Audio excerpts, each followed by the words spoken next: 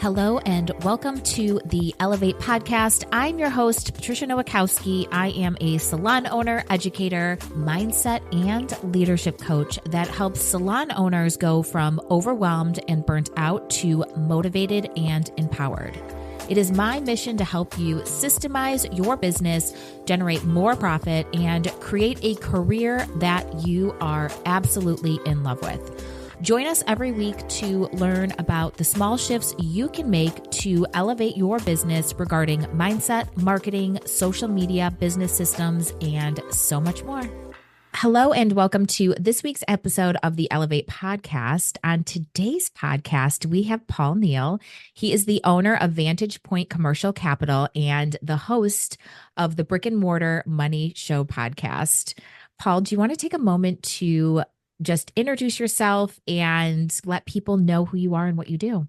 Yeah. Hey, Patricia, thanks for having me here. I'm excited about it today. I am, as you mentioned, the owner and CEO of Vantage Point Commercial Capital. Really what we focus on is helping business owners accelerate their wealth through real estate investment. And it's not just a traditional business owner, but real estate investors per se. We help them acquire and build and develop their portfolios. And we work a lot with small businesses that have sort of a local presence, service professionals in the medical field, vets, chiropractors, doctors, your local service professionals like plumbers and HVAC companies, that sort of thing, that have a need for a local presence and have a business and want to acquire the physical space that they're running their business out of. We do a lot of that and show them how they're missing an opportunity by not owning that space.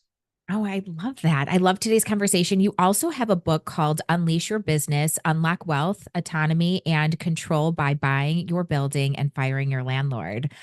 And this offers a new perspective on achieving autonomy and wealth. So do you want to touch base a little bit on your book? Kind of give like a quick rundown, because I feel like that would be so beneficial for our audience. Yeah, absolutely. So I wrote the book because I've been in commercial real estate finance or real estate finance since 1998.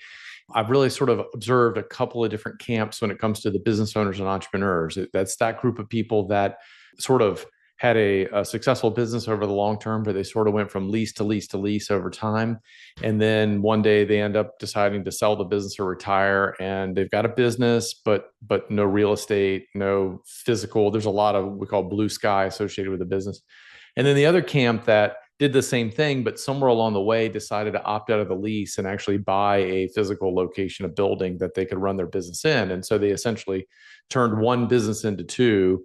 They became a passive owner of real estate where their business lived, so to speak. And the delta between the two is pretty stark in general when you look 15, 20, 25 years downstream, when those same people go to make that decision. Do I sell? Do I retire? Do I pass it to the next generation? What do I do? That business with real estate is worth significantly larger amounts of money than the one sans the real estate. And I've realized too over time that there's not a lot of really good information about the process and what's involved. There's a lot of myths. Most people are pretty well versed at buying residential real estate. They bought a home or two or three and maybe some investment properties along the way. But most people never buy traditional commercial space. And it's a different process where the residential is more like sort of boilerplate. And it's really sort of dictated by Fannie Mae, Freddie Mac, and these governmental agencies. And then wherever you get your loan essentially sells the loans to those guys who put them together in bundles. And so they all follow kind of the same rules. But commercial is the Wild West. There's a lot of different ways and sources of financing and opportunity there. And so I wanted to write about that to shine a spotlight on this and say, hey, this is something that you can consider. Because, let's face it, most of us don't rent the home we live in for our entire life, right? We ultimately will buy a home and then maybe, move to a larger home or a nicer home or whatever over time. And when you look statistically at this country, when people reach retirement age, a significant percentage of their wealth is in that real estate that they own. And so if they didn't do that, they wouldn't have that wealth. And so that's the same opportunity here that we like to present. And the book talks about it. The book talks about sort of the pros and cons of, should I consider it? Should I not consider it? When is a good time? What are the opportunities? What are the risks? And then what's the process? What's involved? The different loan types and all that. And really just kind of walk through the entire process with a lot of examples of people that have successfully navigated the process. So you can sort of get a real life experience of, okay, I can see myself in that same spot as that person. Yeah, it's so great that we're having this conversation. And I truly believe that if you can buy your building, you should. And it's something that my husband and I are actually looking into, because most salons are not sellable, because once you remove the owner, then essentially the business is really nothing. And then there's no guarantee that stylists will stay if there is a new owner or there's owner turnover. So once those stylists leaves, essentially this business that you want to sell could be worth nothing once they find out that you are selling. So other than those two main factors that I kind of just shared with you, why would a salon owner want to really own their building versus renting? Like, what would be the main push? You said that, yes, it's an investment, retirement, all of those things. But what are some other things that maybe salon owners should consider? Wondering what it's like to work with me? Want to know what I've tried and tested in my salon and how you can create more freedom as a salon owner? I'm excited to offer an exciting way to get my coaching lessons to you in our podcast subscription. The Elevate Insider is an inside look into my coaching calls and includes exclusive content from me. These episodes contain coaching lessons and the exact steps you need to take to grow your salon. Plus, you'll receive special PDFs and supporting documents so that you can easily take action. To learn more and to become an insider, visit opulentbeautypro.com/insider or find an episode of the Elevate Insider on Apple Podcasts. Outside of the financial benefits, which are huge, and we can dive into more, but we talk about autonomy and control. So if you are a tenant of space, then by definition, you have a limited amount of control. You're signing an agreement, a lease that says you can do X, Y, Z in this space, and that's it. And if you want to do anything beyond that, you have to get permission. And oh, by the way, you have to renew this agreement every period. Maybe it's 3 years, maybe it's 5 years, maybe it's 1 year, hopefully not. If the terms still make sense to the landlord, then they'll allow you to renew the lease. If the terms don't make sense to the landlord, they'll either adjust them in the way of potentially a rent increase, could be a substantial rent increase if the area has really, grown in value and traffic over time, or again, a non-renewal. We have that happen all the time. We get a call just a couple months ago from a client who owned a couple pizza businesses, and he was renting his space. It'd been in one space, I think 8 years, and he was able to build the kitchen out the way he wanted to. So he did improve someone else's property, and he invested $80,000 in their building, which is really nice of him to do for them. And one day they came and said, "We're not going to renew. We're selling the building." And my client had a near heart attack. A salon business is probably similar in a little bit of a way. I mean, you draw people from further in, you get renown and whatnot, but a pizza business is really local. And so he's like, okay, what am I going to do now? If I have to move my business, I'm going to A, have to find a space, B, get the kitchen built out, C, somehow communicate this to all my regular customers, and D, hope I don't lose a lot of them along the way. And or maybe my employees or staff, because now they have to drive somewhere they don't want to go and it takes them out of their space. So it can be a defensive move by buying your own space that now you're in control, you're the arbiter. It can allow you to do things like, if you want to create a certain experience for your customers or your clients, you don't have to ask anybody's permission. You can build it out the way you want. So you can give them that spa-like experience and make it, first class. You can get a space maybe larger than you would normally need. And maybe you could lease out part of that space to a business that might be related, like maybe a massage business or, some other kind of a business. And even doesn't have to be related, but have them pay some of the freight on that space. So not only are you building long-term equity in a building, but you're also having someone else carry some of the freight on the monthly expense. And I think maybe the last reason is sort of pride of ownership too. I mean, you're in business and you went into business, you went to start a salon because you're creative and you're entrepreneurial and you want to build something for the future. And by owning the space, you're basically planting a flag and saying, yeah, this is mine. This is our business. This is our building. you're going to treat it differently. Your staff's going to treat it differently because they know you're there for the long run. You're just kind of flying in, for a few years and then flying out. Yeah, even the portion of the build out that you talked about, $80,000 is a ton.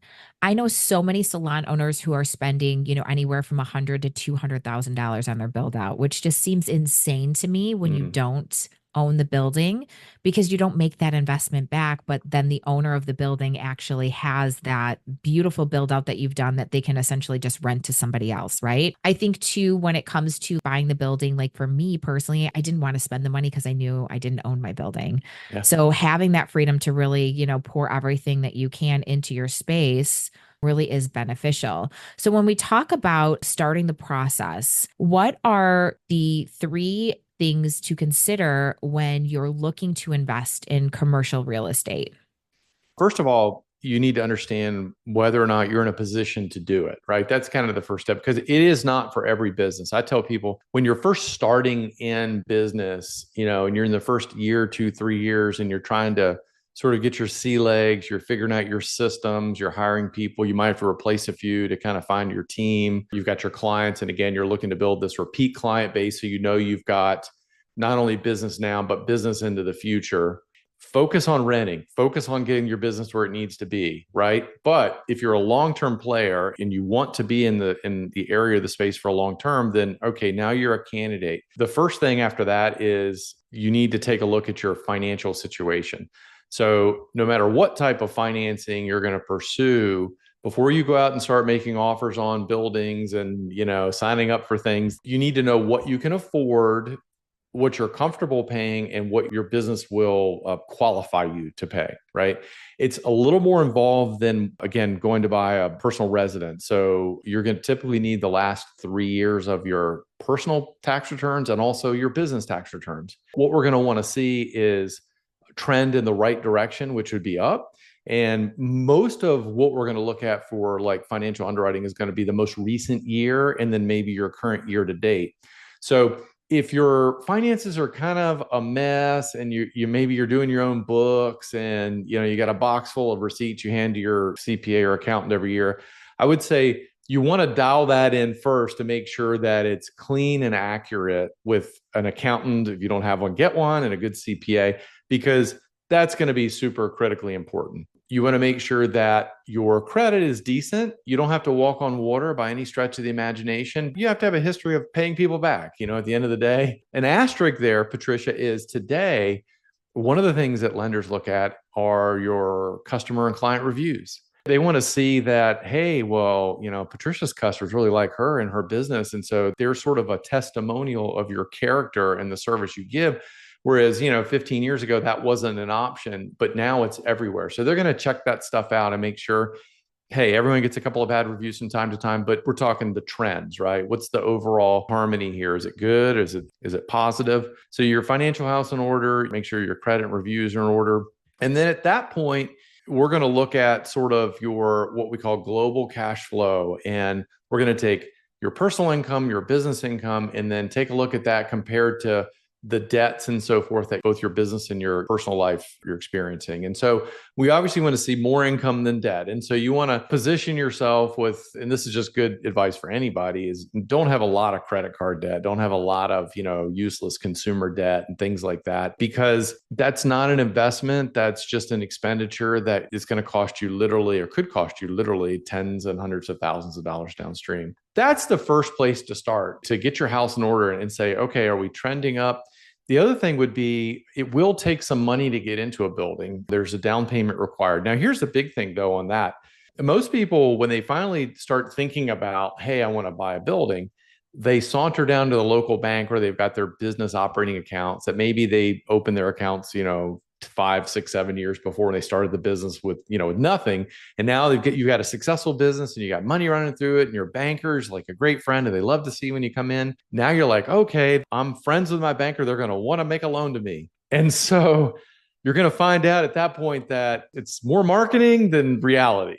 What they really want are your deposits. They don't really want to make big loans to you. They'll make small loans to you every day, but they want your deposits so they can loan that out in what's called a fractional way. So what's going to happen is you're going to go in, they're going to want your financials. They're going to want 20 to 25% down payment typically. So if you look at a building that's 500,000 to a million or 2 million or wherever you are, that's a lot of money to be like writing a check for, to put literally the stuff in the foundation of a building that you can't get out for a while, right? I mean, it's an investment, it's locked in. What most people don't realize is there are so many programs and options you can get into a building if your business is going to run it and be in at least 51% of the space with 0% down. So it doesn't take 20 or 25% down. And the bank generally won't tell you that because they've got one box and everyone goes in that one box, whether you fit in it or not.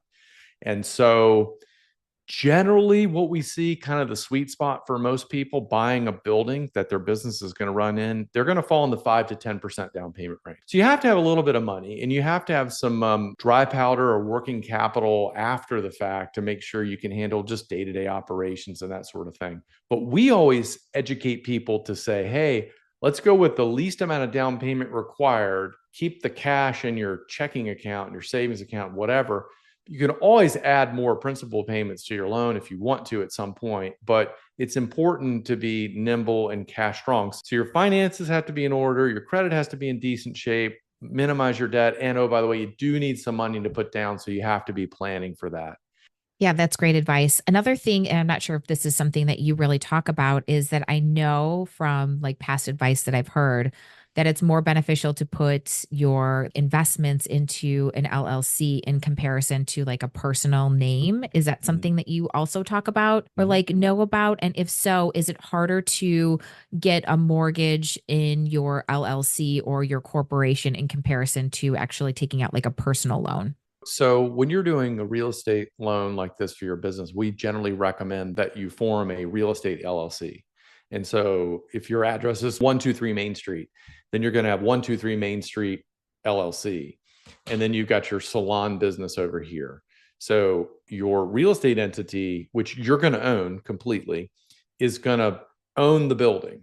And then your business that generates your cash flow that you also own is going to rent from your real estate LLC, which has a couple of benefits built in. Number one, there's some liability protection. Number two, the lease that you write to yourself when you lease from your own business affords some benefits where you can increase rent on yourself every year, typically like a landlord would do at market levels. And so you're able to defer some taxation because that's a deduction for your operating account, but then as it comes into your real estate account, you can depreciate the value of the building in a passive way, but to offset that. And I'm not a CPA, so I'm not giving financial or tax advice. But yes, absolutely. It's no big deal. It's simple. You don't have to go read 18 books about it. It's what we suggest everyone does. And, we can show you in about 5 minutes what that's about. And then your CPA can validate it. Awesome. You said something about mortgages for personal investments in comparison to commercial investments is like the wild, wild west. I believe that's what you said. Yeah. Can you go into a little bit more detail on like what that means and what people can expect when it comes to actually going through the process? Because I think a lot of people really don't take this into consideration because it seems daunting and scary, and they automatically assume it's something that they cannot do or it's not possible for them. So I would just like you to kind of talk a little bit about that. Being a wild, wild west, there are a lot of opportunities to secure loans outside of that traditional banking situation. So your local bank is where most people go, again, just because the comfort zone, they don't know where to go. They've got this relationship. They see them on the corner and it's like, let's go there. Let's start there. Unfortunately, they only approve about 25% of the applications, number one. And number two, we've already talked about generally the large down payments and things they want. And so they turn around, kind of tuck their tail between the legs and go back and they're done. The banks are like that because you're their customer, but really their customer, you're down the rank order and priority. I mean, first they have regulators they've got to serve, then they've got board of directors, then they've got the management staff in terms of their portfolio of what loans they're going to keep, which by the way, changes all the time due to the market conditions and whatnot. And so you're somewhere down on the list beneath that, right? Because again, they're in the business of collecting deposits and loaning money out at small levels, not at big levels, because that helps mitigate the risk and they get a higher return. So when I say the Wild Wild West, you can fund commercial real estate we work with insurance companies, private investors, venture capital funds, hedge funds, you name it. We do work with some banks. Generally, we have national banks and so forth. The government is involved too. They've got what's called the SBA, and the SBA doesn't really lend money, but they'll guarantee loans that some lenders will make. Whether it's a bank or a private investor, you can do an SBA loan as long as it follows the guidelines and they're SBA approved. You can also have a seller do the financing on the building, which if it's an existing building can be a great solution. And a lot of times it's the best solution for you. It is a little daunting. And again, that's why I wrote the book. There's really, there's a source you can go to say, okay, well, here are a lot of the different options. Here are the loan programs. Here's how they work. But every option, Patricia, has its pluses and minuses, right? And it's not a one size fit all. It's not like we drop everybody and you're going to get this 30-year fixed rate loan and 5% down, and that's what everybody gets. No, because that might not work for you. It might not be the best situation for you, right? And so I would say, A, there are options, and B, there are some resources like the book, and that's why we're there, whatever, to help educate, to open your eyes on what are the options that make sense, what are the pros and cons, and oh, by the way, maybe it's not a good time for you right now. Maybe you need to do X, Y, and Z to get in position, but you should talk to somebody who knows so they can give you good guidance. This is so great. I love this. Do you have any resources or advice to those people who are just starting to look into this option? Don't run out and start by looking for space and then finding a residential real estate agent, like calling them on the sign and setting up an appointment and maybe even making an offer, because it's totally different than residential. Residential agents are great. They're wonderful people. I have a lot of friends and colleagues that are, but the commercial space is different, and we're putting the cart in front of the horse. So you ideally would like to be 6 months, 12 months, maybe even 18 months outside of a lease renewal, so you can enter into this process with no pressure. And you can do it in a way that, okay, we can think through it. We can really do some due diligence, right? You don't want to be 30 days from a lease renewal and you're like, I'm going to move and buy my building. Once you go through the financial due diligence, let's say, and you get a contract, it's generally about a 2 to 3 month closing process. It's not 30 days like on buying a house, because there's more due diligence involved. The appraisals are more involved. You have to get some other due diligence items and so forth. So the point is that early is better. Coming prepared is much better. And then once you come in early and say, okay, I'm going to check all these boxes, put everything in order, my finances, maybe meet with somebody like us that can help you do that. Then and only then you know what you can qualify for, about what the market rates and terms are going to be based on different options, and what you're comfortable with. Then you can start going shopping. And at that point, you would engage a commercial realtor in your area. It's a small world of commercial realtors. There might be 1,000 residential real estate agents in your town. It could be 10,000. There's probably 100 commercial. And there's not like a Zillow for commercial. There's a couple of services, but they're not comprehensive. And so you, at that point, need to meet with someone who knows the market. And they also know, hey, we understand they're building a new outdoor shopping and dining area in this area in the next 3 years. It was just approved by city council. You might not even know about it because you're not following city council meetings, but they do. And they're like, hey, if we get you positioned over there, then that property is going to appreciate big time in the next 5 to 10 years if it works and makes sense for your business. So they're in the know.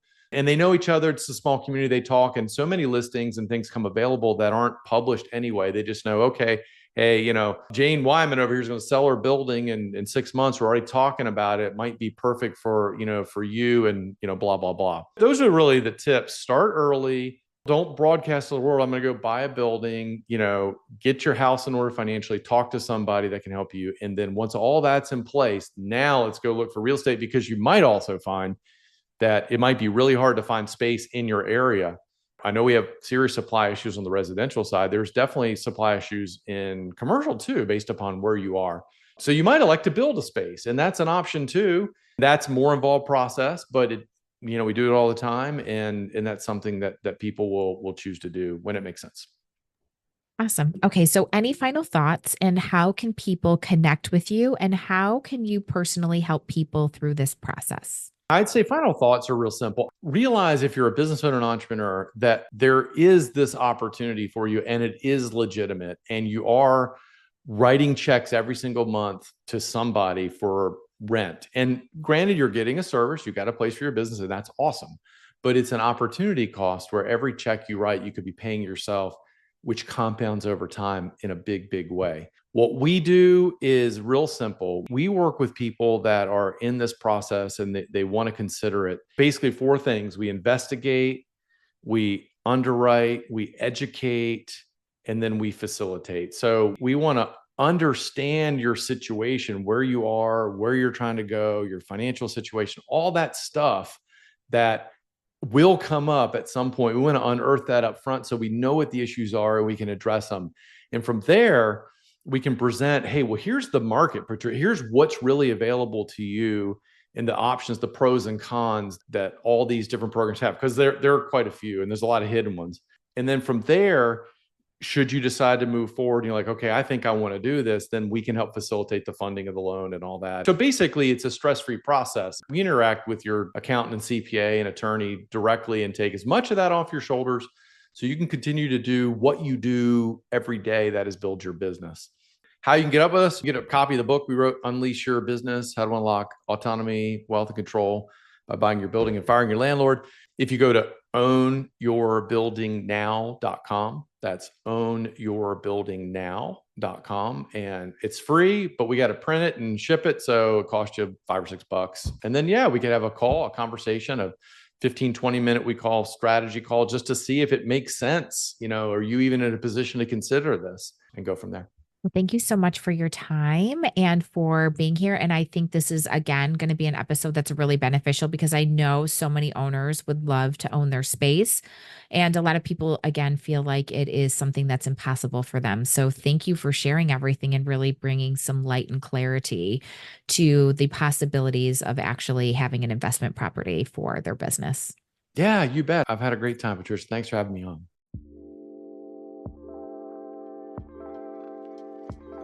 Thanks for tuning in to the Elevate podcast. If you loved this episode, it would mean the world to me if you would leave a review on Apple Podcast or wherever you listen. The Elevate podcast is hosted by me, Patricia Nowakowski, and is produced by Opulent Beauty Pro. To receive my free business guides, visit opulentbeautypro.com/free or click the link in the show notes. You can find me on Instagram at Opulent Beauty Pro or at Patricia_Nowakowski_OBS. If you love this show, please consider subscribing, and we will see you next week.